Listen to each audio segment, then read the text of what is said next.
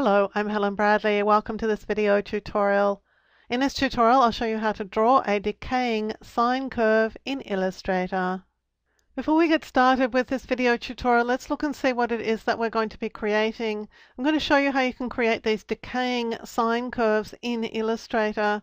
It was prompted by a request from a viewer to this channel who asked how you could create this sort of effect. So if you're looking at creating waves that are going to decrease across the screen, then I'm about to show you how to do it. To get started drawing our decaying sine curve in Illustrator, I have no fill and a black stroke selected. I'm clicking on the line tool here. I'm just going to click and drag a line across the document. I'm going to hold the Shift key as I do this so that it is a horizontal line. I have the stroke set to 10 points. That's a pretty good value for the kind of line that we're creating.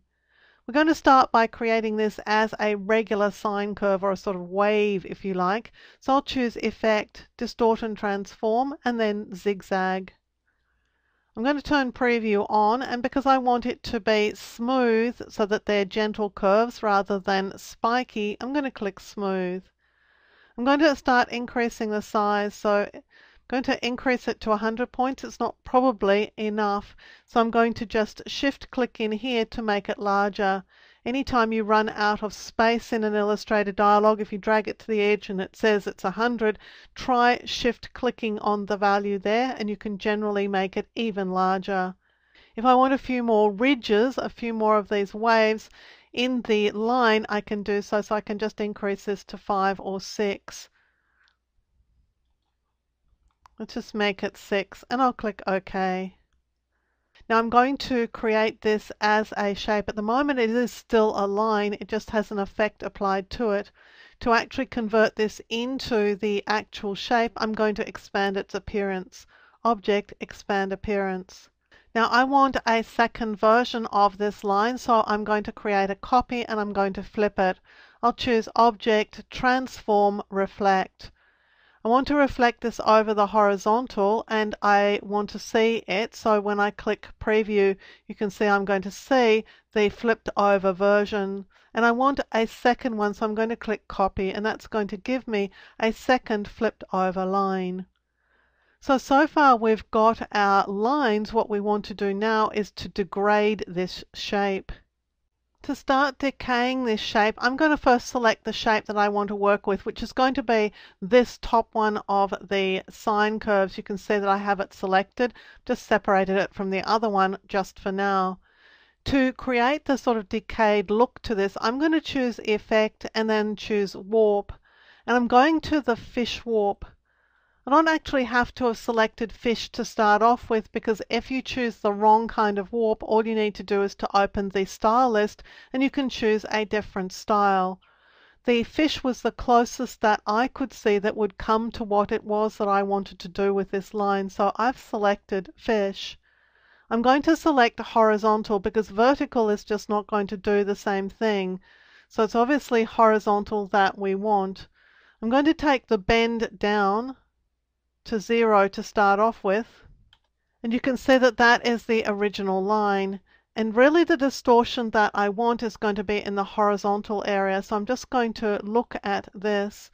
You can see that horizontal one direction makes it big at this end and smaller at this end. Well, I want it the other way around, so I'm going to make it larger at this left hand side, petering out to much smaller at the right hand side. So I have my settings as fish style, horizontal, 0% bend, minus 76 on the horizontal distortion. Doesn't have to be that exact value, but something like that, and 0 on the vertical, and I'll click OK. And now I can just move the shape back up over the original. And then we could go and do the same thing to the second shape. This time I'm actually going to select the second shape and I'm going to do it in place. So I'm going to choose Effect, Warp, and then again choose the Fish Warp. And it's defaulted to the same settings that we were using before, so I'm going to select that as my option and click OK. But you can see that you could do all sorts of things with that Fish Warp tool depending on what it is that you want as the result for distorting this sine wave. If you want to do something else with it later on, remember that these are still the original sine wave shape and that you will probably want to expand them. Choose Object, Expand Appearance to expand them into expanded shapes that you can then work with in Illustrator. I hope this has helped you see how you can create decaying sine waves in Illustrator and have the potential to see your waves decreasing as they flow across a document. I'm Helen Bradley. Thank you for joining me for this video tutorial. Look out for more of my video tutorials here on my YouTube channel, and consider subscribing to my channel and you'll be alerted when new videos are released. And visit my website at projectwoman.com, where you'll find more tips, tricks and tutorials on a range of applications including Photoshop, Lightroom, Illustrator and a whole lot more.